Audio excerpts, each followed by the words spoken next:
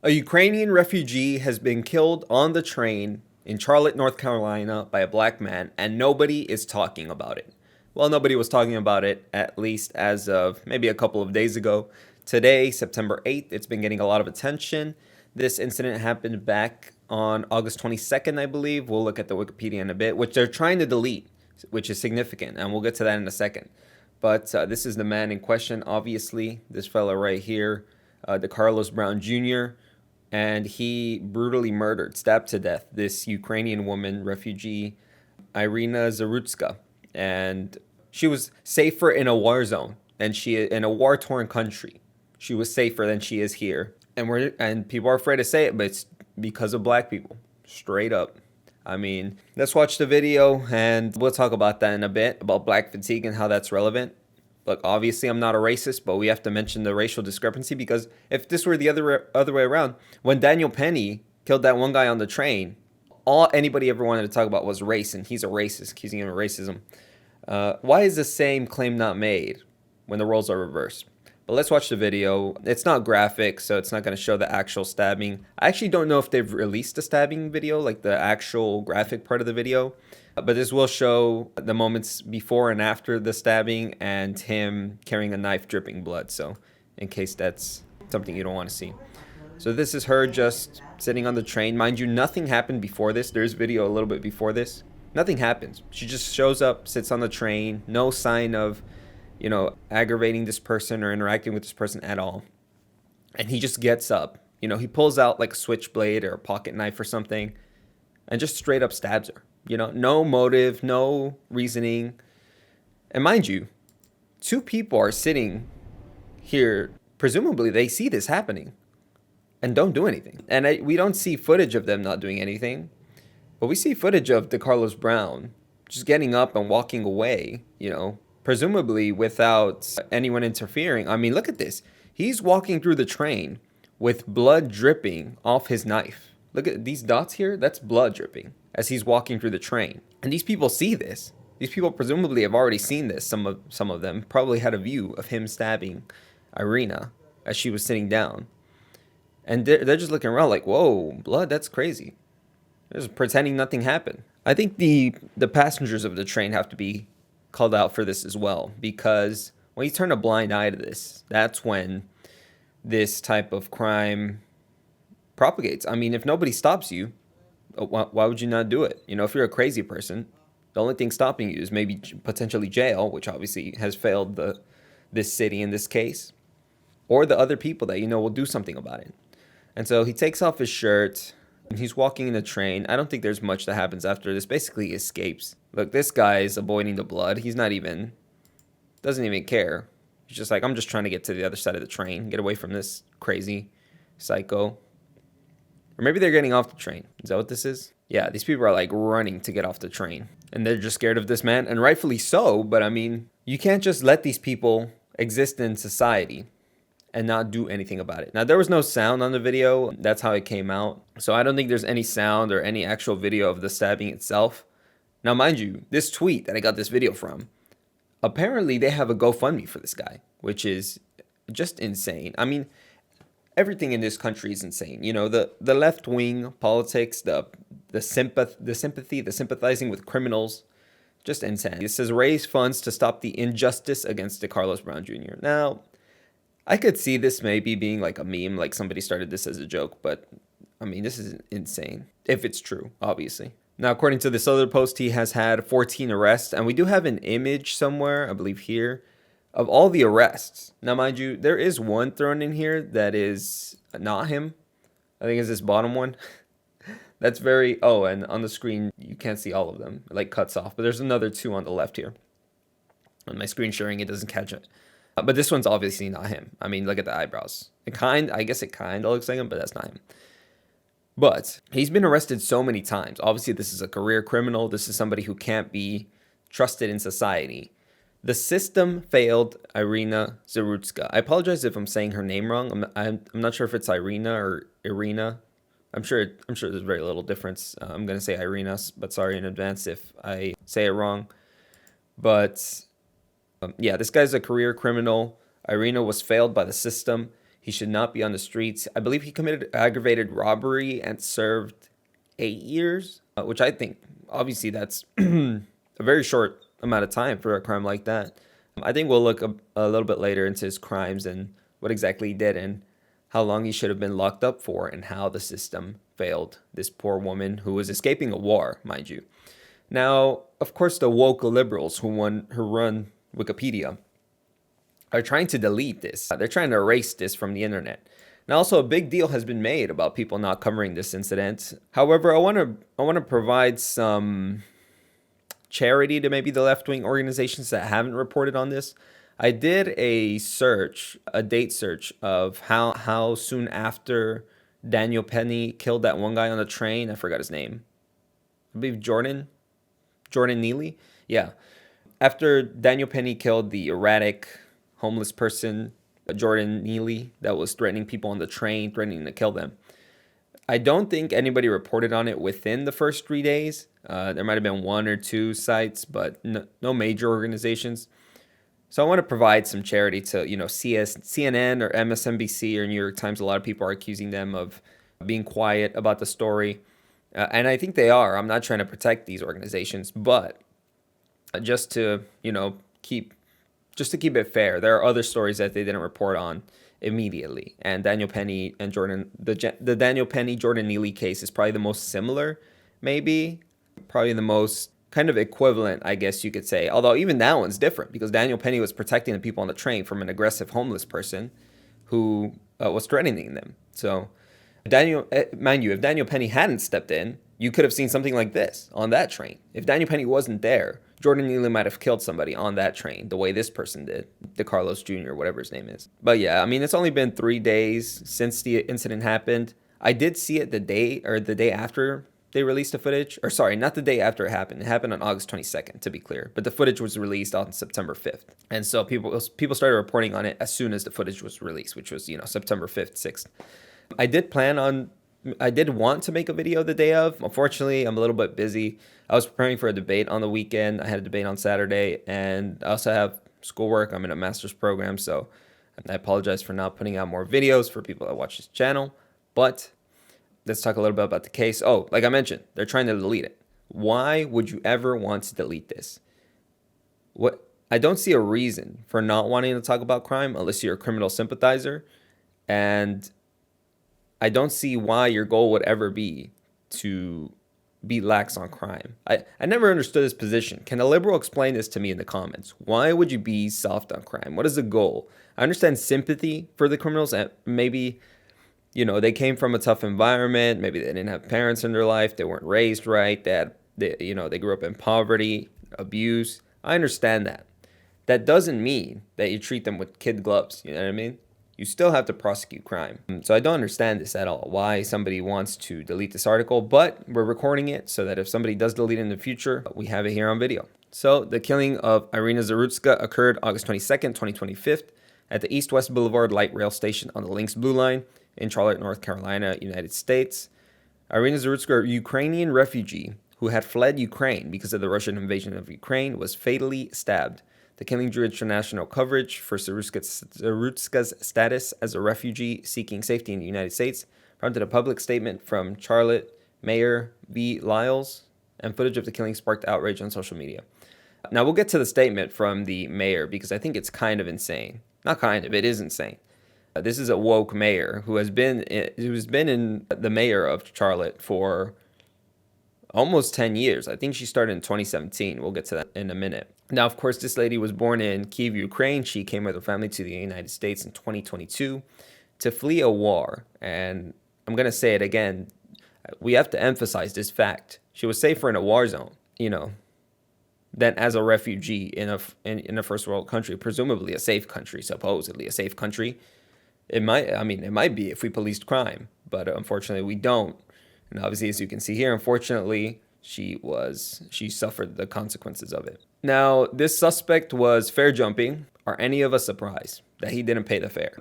Mind you, after this, the mayor, I guess I'm jumping ahead to the mayor's response. After this, the mayor and other officials were saying, oh, we need to up security on the train, on the metro, or whatever this is called. I think a good start would be to just prosecute people who don't pay the fare.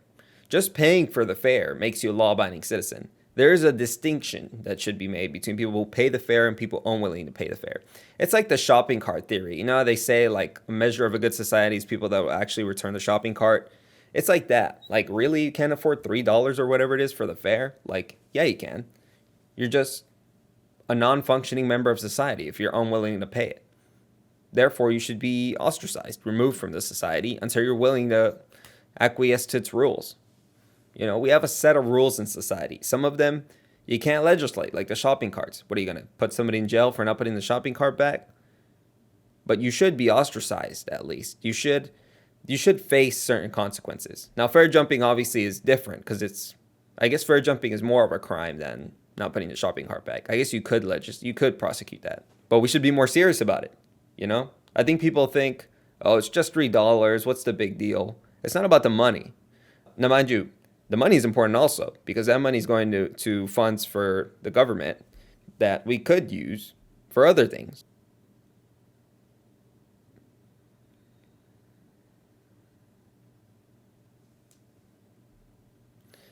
But anyways, let's read a little bit more about the details of the case. I'm going to read here the events of the actual killing itself. So on August 22nd, 2025, Iryna Zarutska was at a light rail station in Charlotte's South End neighborhood. Now, this is a very dense neighborhood. I didn't see any crime statistics on it. I didn't research it that in depth. But being that it's a dense neighborhood, I assume it's high crime. Obviously, as referenced by the video, I mean, I feel like that's safe to assume. Surveillance footage shows Zarutska boarding the train, sitting in front of the perpetrator. No security personnel was present in the train car, though there were officers on board the train one car ahead. 4 minutes later, the perpetrator pulled a pocket knife from his hoodie before stabbing her 3 times, including at least once in the neck. Other passengers came to Zarutska's aid, with one man wrapping his shirt around her wound. The suspect exited the train 2 minutes later and was arrested by police on the platform for the murder. Zarutska was pronounced dead at the scene. The suspect was transported for treatment following his arrest and charged with first-degree murder. The Charlotte Mecklenburg Police Department has not disclosed the motive for the attack. The investigation remains ongoing. They encourage the public to provide any relevant information. There's no information to provide. There's no motive other than the fact that this was an insane person and he was aggravated by this person in front of him. There's no way to know his motive. We can't get in his schizophrenic, mentally ill brain, and that's not me throwing insults at him. He actually did deal with mental health issues. And when these people become a burden on society, a danger to society and the people around them, we have to incarcerate them.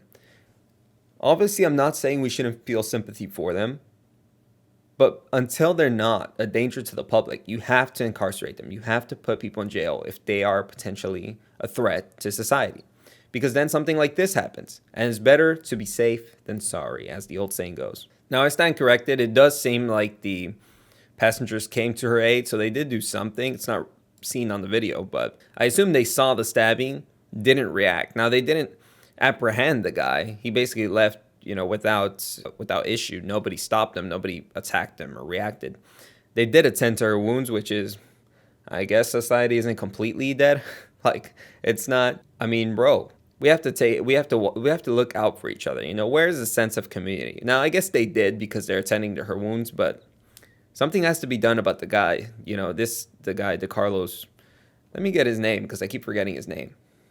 This sick person. You know what I just realized? This Wikipedia page fails to mention the suspect's name, the perpetrator's name, anywhere other than here where it says accused. Meanwhile, Iryna's name is mentioned all throughout this article. I was struggling to find his name, Decarlos Brown Jr. It's down here. Convicted of accused of charged with first-degree murder. It seems almost like whoever wrote the Wikipedia article is defending him. Like, bro, his name's on here once. Like, you should be, why say the suspect? Why not say Decarlos Brown Jr.? Decarlos Brown Jr.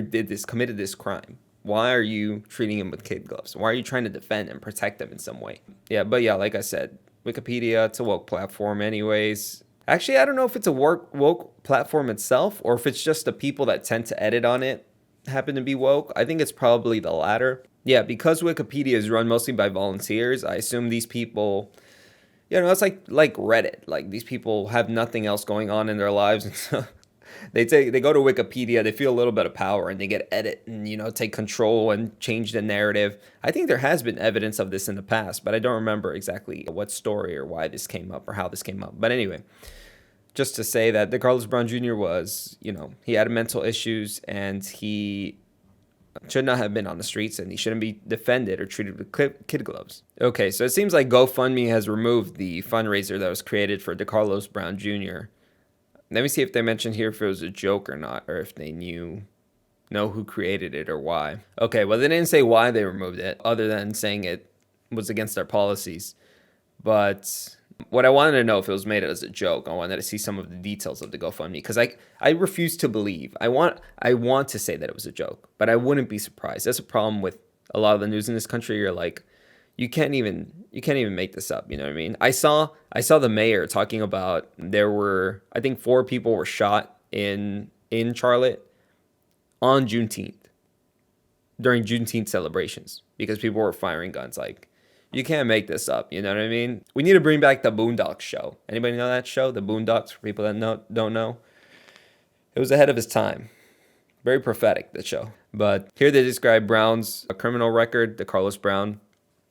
It stretches back to 2011, including arrests for armed robbery, larceny, breaking and entering, and assault. He previously served around 6 years in prison before being released in 2020. And faced multiple additional arrests afterward, including for assaulting his sister and misusing the 911 system earlier this year. His troubled background, including apparent mental health issues, has drawn criticism of the justice system's handling of repeat offenders. Now, I don't know exactly how handling of repeat offenders works, but there should be some way to increase, if you're a judge and you see somebody committing a crime, and they've committed a crime in the past, you should be treated significantly different, not just a little bit, significantly differently than if this is your first time committing a crime and you have a clean record. So if this is your first robbery, you should be treated a lot differently. Now, I'm not saying you should be soft on somebody who commits their first robbery, but if this is your second, your third one, I mean, just throw them in jail for life. Like, what are we doing? Obviously, this person isn't capable of rehabilitation. They're never going to be a net positive on society. So just put them in jail. You know what I mean? Just completely remove them from society. People who cannot provide and cannot function in a society should be effectively removed from it. Now, the Charlotte mayor is a libtard, just to put it bluntly.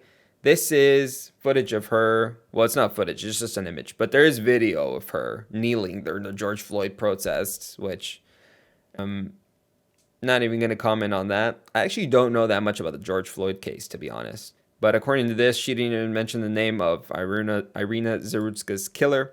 This is the statement itself. Okay, so I'm going to go ahead and read it in its entirety. First and foremost, my thoughts and prayers go out to the young woman's family and friends. The young woman is Iryna Zarutska. This is a tragic situation. Obviously, it is. I just thought I'd mention it. I'm going to be using her name because she doesn't name her by name for whatever reason. This is a tragic situation that sheds light on problems with society safety nets related to mental health care and the systems that should be in place. As we come to understand what happened and why, we must look at the entire situation. While I do not know the specifics of this man's medical record, the man is Decarlos Brown Jr. Why is she not using names in this statement? What I have come to understand is that he has long struggled with mental health and appears to have suffered a crisis. You don't say. This was the unfortunate and tragic outcome. While there are questions about the safety and security of our transit system and our city, I do know there have been significant and sustained efforts to address safety and security within our transit system and across our city. I'm going to stop right here and say, obviously, they haven't gone far enough. Obviously, you're not doing the right things. And I have evidence of that. There is a program that I have here, open in another tab that we're going to review, run by, or at least started by, this lady, V. Lyles. And it's an insane approach to crime. You know what you do about crime? You put people in jail. You put people in jail for a significant amount of time, and that's how you prevent them when they come out from doing the crime again, because presumably, hopefully, their time in jail was painful enough, their lack of participating in society, their lack of freedom, hopefully, was painful enough so that when they get out, they think, I don't want to go back to that. We'll keep reading. Charlotte is by and large a safe city. 111 homicides in 2024 might have something to say about that. CATS, that is the name of the rail system, the transit system. CATS, by and large, is a safe transit system. However, tragic incidents like these should force us to look at what we're doing across our community to address root causes. We will never arrest our way out of issues such as homelessness and mental health. That's straight up false. Yes, you can.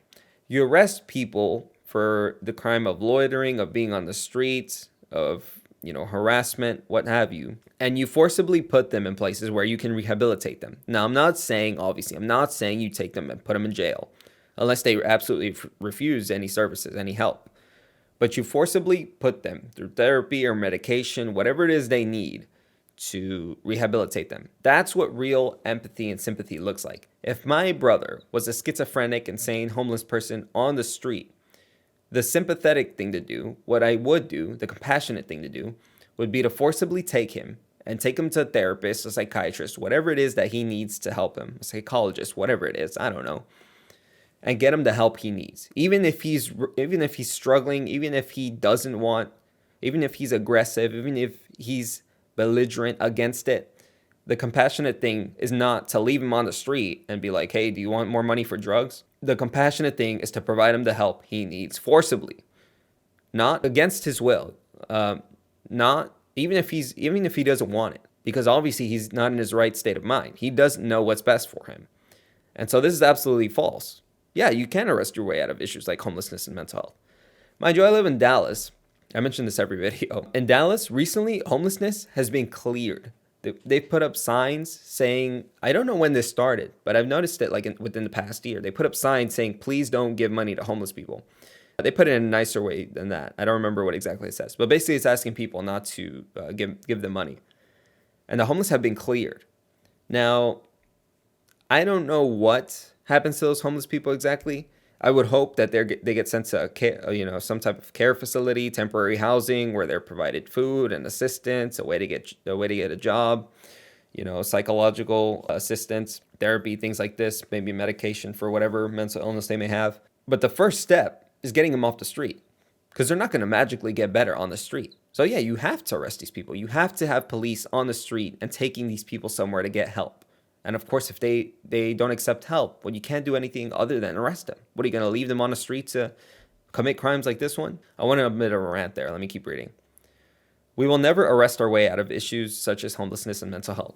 I am committed to doing the hard work with Mecklenburg County community leaders, healthcare service providers, and the private sector to ensure that Charlotte continues to be one of the best cities in the world with the highest quality of life for everyone. I guarantee you are not committed, V. Lyles, to doing the hard work for Mecklenburg County and for Charlotte. I guarantee you you're not. Because like I said, what wording did you use? Yeah, the hard work, the hard thing to do is to have people look at you like the villain. The way people are looking at Trump for having the National Guard in DC, removing the homeless. That's what you need to do to fix the homeless problem. Forcibly remove people and get them the assistance they need. That's the hard work. She continues, I want to be clear that I am not villainizing those who struggle with their mental health. Well, that's very clear. You're sympathizing with them. Who struggle with their mental health or those who are unhoused. Here we go, the woke nonsense, unhoused. Just say homeless. We know what you're trying to say. Mental health disease is just that. A disease like any other that needs to be treated with the same compassion, diligence, and commitment as cancer or heart disease. Now, here's the thing that woke people will say that doesn't make sense to me. They equate mental health issues with things like heart disease. If someone's having a heart attack, you call them an ambulance. You forcibly get them assistance. Someone's having a stroke, they can't walk themselves to the hospital. Can y'all see that? There's like a fly here. They don't walk themselves to the hospital, obviously. A bystander sees them having a stroke or a heart attack, and they call an ambulance. They forcibly take this person. They don't ask the person, hey, do you want to get taken to the hospital? They forcibly get this person transportation to the hospital because they're having a health crisis. They need assistance immediately. The same is true about people who have manic episodes, people who have mental health. They need assistance now. And it seems like this woman's agreeing. Except if I were to ask her, hey, do you think we should forcibly take people suffering mental health episodes and hospitalize them? She'd say, no, that's not sympathetic. That's not compassionate. That's the most compassionate thing you need to do. If somebody is not in the right mind, then they can't consent to being taken to the hospital or not. They don't know if they're well or not. The same way a person who's having a stroke can't tell you if they're well or not. I don't know. Can people speak when they're having a stroke? I don't know that much about stroke victims or heart attack for that matter. I'm assuming maybe people who have a heart attack can like make out some words or something. Anyway, it doesn't matter. The point is this person's not in their right mind. They can't themselves decide if they need help or not. So somebody else has to make that call for them. That should be the job of the police, of the people who are in charge. The mayor should be saying, hey, if we see people with this problem, forcibly take them to the hospital because they need help and they're not able to realize it. That's the real compassionate thing to do. But obviously, when she says, I want to believe that's what she says, when she says, we want to be compassionate, diligent, and committed, I know that's not what she's saying. What she's saying is, we're going to let them roam the streets and be like, hey, do you need a safe place to throw away your needles? Hey, here's this drug to prevent overdose so that you don't die. Like whatever, isn't that what California is doing? They're like providing places or like some type of treatment in case you take fentanyl and then you can take the thing, so that you don't die of an overdose. I don't remember. Let me keep reading. Our community must work to address the underlying issue of access to mental health care. Also, those who are unhoused are more frequently the victim of crimes and not the perpetrators. Now, I'm curious who the perpetrators of those crimes to the unhoused are. I'm assuming it's other unhoused. She's the woke nonsense is sticking to me. Homeless. I'm assuming the victims of a crime, homeless people that are victims of crimes, those crimes are done by other homeless people, I'm assuming. But I don't have the stats on that. I don't want to make a claim I don't know. But I mean, people on the street, I'm not surprised if they're attacked by other people on the street. Matter of fact, I have seen videos of homeless people where it's like homeless people that are kind of rational, not like insane.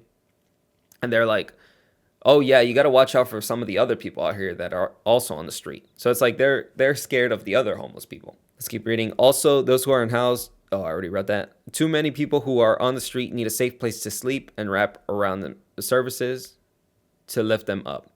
We as a community must do better for those members of our community who need help and have no place to go. Now, I'm not against this. Yes, if you're a person who, now mind you, actually the first person who has failed these people are their families.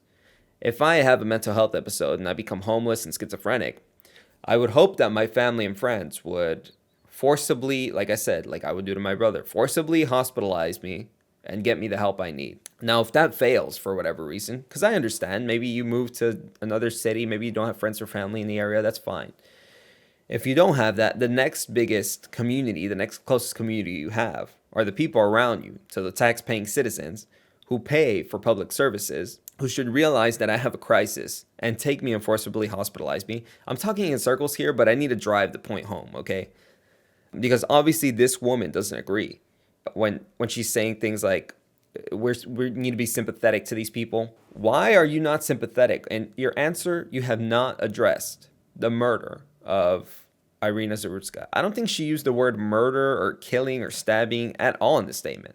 No, she didn't. She didn't say that at all. She addressed safety. She addressed mental health issues. It sounds like, if you read this without knowing what happened, I don't think you could know what happened.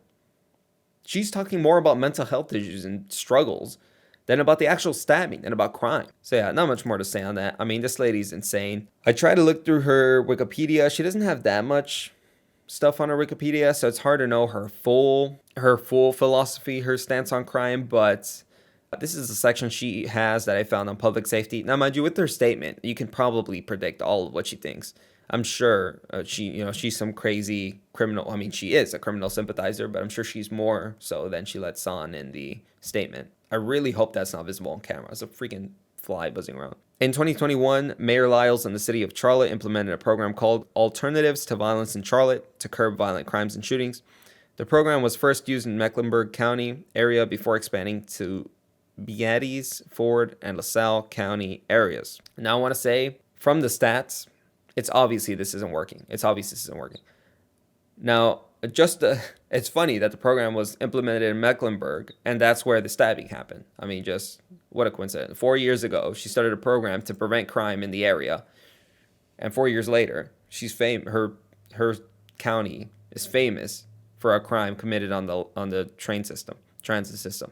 Now, I'm not going to read about everything about what this is, Alternatives to Violence, the program. I'm not going to read all of this.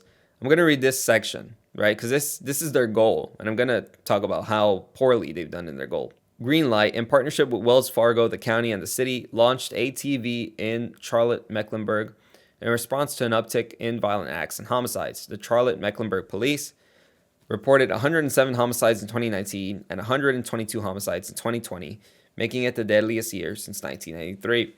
The program aims to reduce violence by 70% over the next 4 years. Now, it's been about 4 years since this program was implemented. Let's see what the homicides are looking like in Charlotte. Oh, look at that. Only 111 homicides compared to 122. So, I mean, and there's an increase, mind you, from 2019, 107, to 111 in 2024. I don't know about you, but that doesn't sound like violence is down 70%. I don't know. You guys tell me. It sounds like the program failed. You know what I mean? Yeah, I don't know. Like I said, just insane programs. And the program is, I had this open so we could discuss the similarities between the Jordan Neely case and Jordan Neely, Daniel Penny case and the Iryna Zarutska case. Now, mind you, look at how differently this is framed, okay? This is sympathy for Jordan Neely instead of mentioning Daniel Penny. Well, I guess it's titled the same. Okay, I take that back. They're both called the killing of and then the victim's name. But, I mean, Jordan Neely, in a way, is the perpetrator in his case because he was threatening people on the train. This is way different than Decarlos Brown, Iryna Zarutska. I mean, she wasn't doing anything. She was just minding her business, being a law-abiding citizen, and this crazy person comes and stabs her to death. So yeah, the woke mayor's attempts to prevent crime, to better the city, the safety of the city, are not working.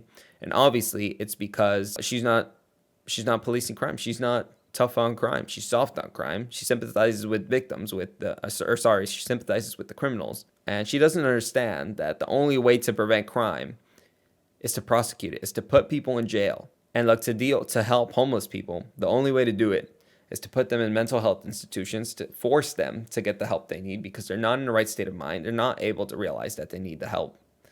And they're not gonna ask for it. They're not gonna seek it. Now, Trump was asked about this yesterday night. I think there's a video here, but he basically doesn't say anything. He's not briefed on it.